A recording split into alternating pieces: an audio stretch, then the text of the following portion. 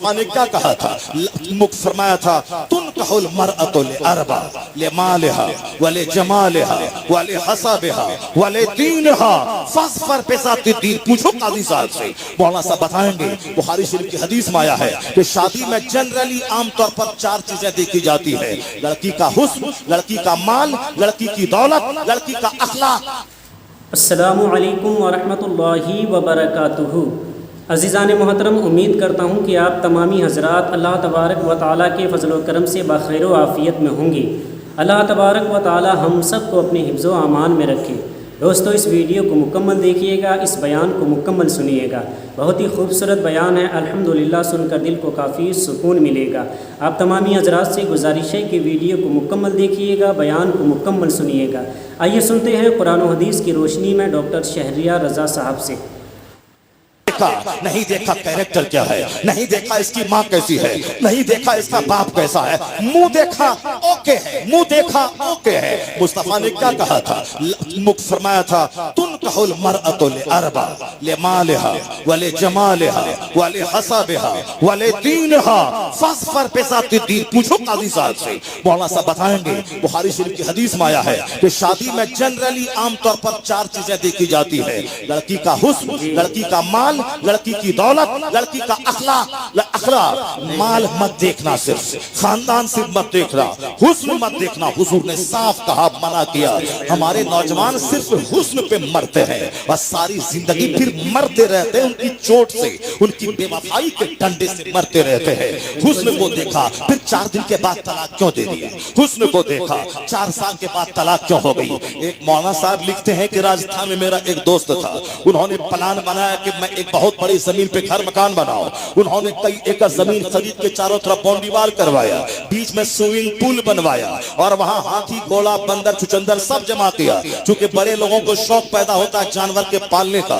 मैं भी 2 साल पहले दुबई गया था, तो किसी ने कहा ये जो जंगल नजर आ रहा है ये शाही महल इसके अंदर में है। भाई इतना बड़ा जंगल है, इसमें बंदर, हाथी, सांप, गाय, बैल, सारा जानवर मौजूद है। चूंकि बादशाह दुबई को जानवरों का बड़ा शौक है, जैसे क्रिश्चियनों को कुत्ता पालने का शौक है, उसी तरह दुबई के इस शाह को जानवरों के पालने का शौक है। वो सबके पालने के नौकर गुलाम है और वो घूमता है कभी कभी। यही शौक उस राजस्थान के उस छोटे नवाब को भी था।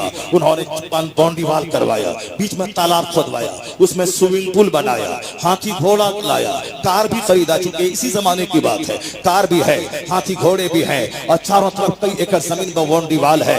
और अब सोचा कि सब कुछ है, पर लड़की अगर काली कलोटी आ गई, ये सारे महल का हुस्न खत्म हो जाएगा। इसलिए सोच समझकर खूबसूरत परी लाई जाएगी, जिसको देखो तो कलेजा ठंडा हो जाए, ताकि मकान का हुस्न, बीवी का हुस्न, जिंदगी में मजा मिल जाए, खूब इंजॉय करो। और कितनी दौलत मैंने कमाया है, इंजॉय हो जाए। तो इंजॉय अल्लाह ने जन्नत में रखा है, ये दुनिया में इंजॉय है ही नहीं। बेटा अच्छा है तो दामाद खराब है, दामाद अच्छा है तो बेटी बीमार है, बेटी बीमार है तो अपने बीमार है, दौलत है तो सेहत नहीं है, सेहत है तो दौलत नहीं है, दौलत और सेहत है तो बीवी चोड़े और भूतनी मिल गई है, और बीवी अच्छी है तो बच्चे अफाइज पोलियोग्रस्त हो गए हैं, बीवी बच्चा सब सही है तो पड़ोसी दुश्मन, हासिद और जलने वाला दुश्मन मिल गया है। पड़ोस दामाद अच्छा मिला तो समधी पक्का बेईमान मिल गया है, समधी अच्छे हैं तो दामाद बेटी को गाली देने वाला मिल गया है। सब कुछ ठीक, हाथ रिश्तेदार चिढ़ने वाले कोई आ ही नहीं रहा है। 1 खरब का घर है, कोई रिश्तेदार नहीं आ रहा है, सोफा है 10 लाख का, कोई बैठने वाला नहीं है। यानी दुनिया में कहाँ है इंजॉय? इंजॉय तो वो है कि सेहत भी रहे, दौलत भी रहे, हुस्न भी रहे, इज्जत भी रहे, पड़ोसी भी अच्छे रहे, बीमारी भी ना हो, पाखला पेशाब भी ना हो, बदन में खुजली भी ना हो, बस आंख की बीनाई भी ना घटे, वो इंजॉय है। ये क्या है कि दौलत है, अब पेट में रोटी पची नहीं रही है, अब ये सत्तू खा के जी रहा है, ये दौलत किस काम का? इसलिए दुनिया में अल्लाह ने सुख रखा ही नहीं है। वो तो जन्नत है जहाँ सोने चांदी की ईंटों से बना हुआ मकान है, जहाँ हीरे जवाहरात की जमीन है, जहाँ मुश्क और कस्तूरी के गारे से ईंट को जोड़ा गया है। हत्ते निगाह तक जन्नती का अपना मकान है। जन्नती की उम्र 30 साल की होगी, उसमें कोई ना दाढ़ी का बाल है, ना वहां बदबू है, ना वहां पेशाब है, ना वहां पाखाना है, ना वहां कोई दुश्मन है, ना शोर हंगामे की आवाज है, ना कोई चिढ़ने वाला है, ना कोई जलने वाला है, ना नेमत के डूबने का अंदेशा है। दुनिया में तो आज नौकरी है, कल बर्खास्त हो जाएगा, आज मदरसे में है, कल ट्रस्टी निकाल देगा, आज मस्जिद में है, कल मुतवल्ली निकाल देगा, आज साहब नौकरी में है, गवर्नमेंट निकाल देगी, आज हम बादशाह हैं, कल फकीर बन जाएंगे, आज साहब में अमीर है, कल बिजनेस नहीं चला गरीब बन जाएंगे। ये अंदेशा सबके दिमाग को झंझोड़ के रखता है, ये अंदेशा सबके दिमाग में है। अगर निकल गया तो क्या होगा, कारोबार नहीं चला तो क्या होगा, अगर जवान बेटा मर गया तो क्या होगा, अगर हमको फालिज मार गया तो क्या होगा, अगर हम पर दुश्मन ने हमला किया तो क्या होगा, अगर बेटा रास्ते एक्सीडेंट कर गया तो क्या होगा। ये अंदेशा है सबको, अमीर को भी, गरीब को भी, इमाम को भी, मोहसिन को भी, मौलाना को भी, पीर फकीर को भी। इस दुनिया में सब अंदेशों में जी रहा है। जन्नत में कोई टेंशन नहीं है, वहाँ 30 साल की उम्र रहेगी, कोई बूढ़ा नहीं होगा, न बाल सफेद होगा, न कोई बीमारी आएगी, न पसीने की बदबू है, न पेशाब पाखने की तकलीफ है। 70 बीवियां हैं, 30 मर्दों के बराबर सोहबत की ताकत है। वहाँ शराब की नहर जारी है, लबनन खालिस की नहर जारी है, दूध की नहर, शराब पाकीज़ा की नहर, असलम मुस्तफा की नहर। वहाँ कई हजार नौकर गुलाम जो मोती की तरह चमकते हुए गिलमान होंगे। वहाँ की लज्जतें कभी कम नहीं होंगी। डेली बिरयानी खाए तो अच्छी नहीं लगती है। जन्नत में हर दिन मकान का हुस्न दोगुना होगा, खाने का हुस्न दोगुना होगा, वहाँ मजा किरकिरा ना होगा।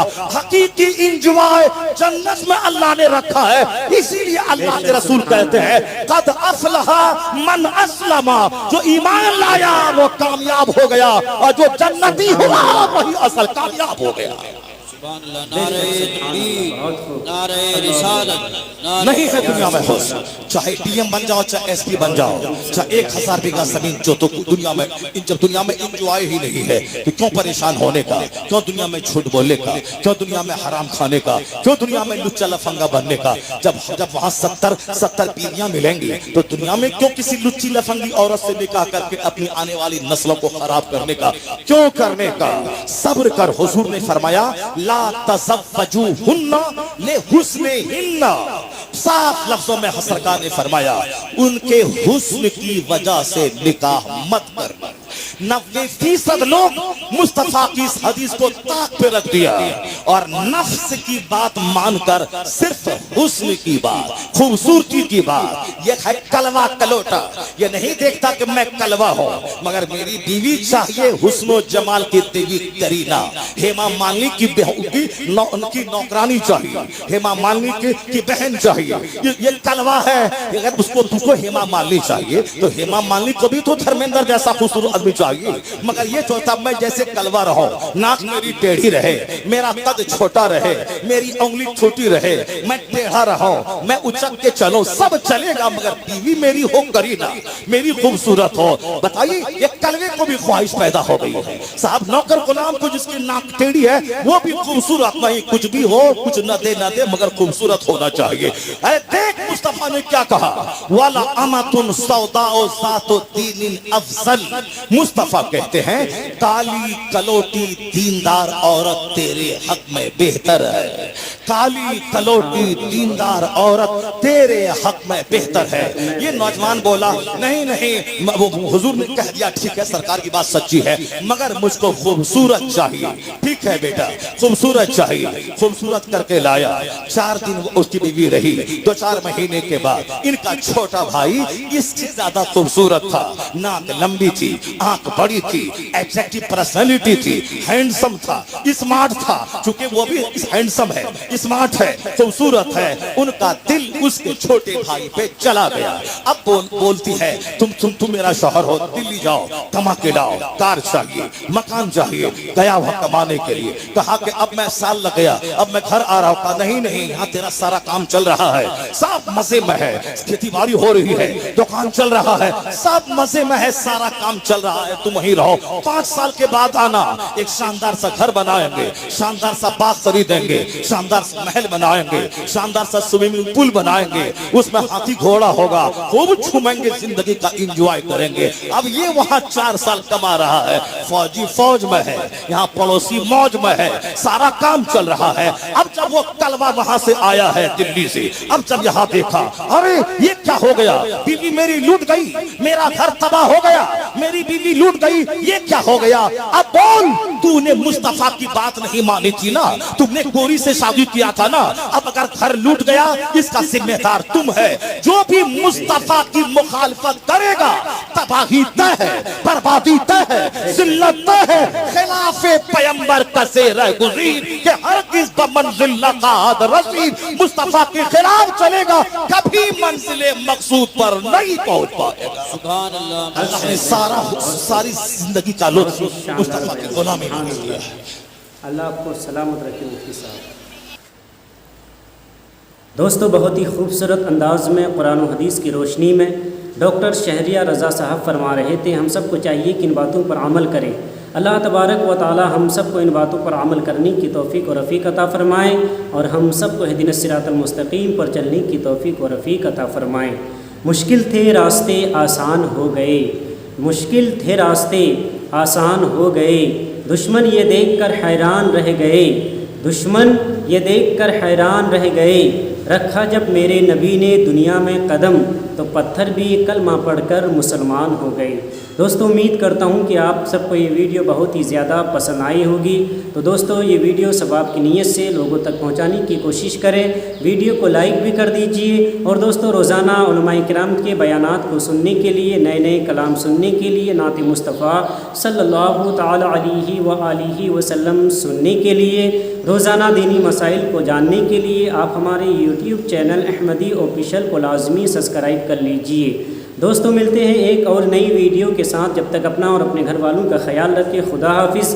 अस्सलामु अलैकुम वरहमतुल्लाहि वबरकातुहू। मेरे अज़ीज़ चैनल को लाजमी सब्सक्राइब कर लीजिएगा।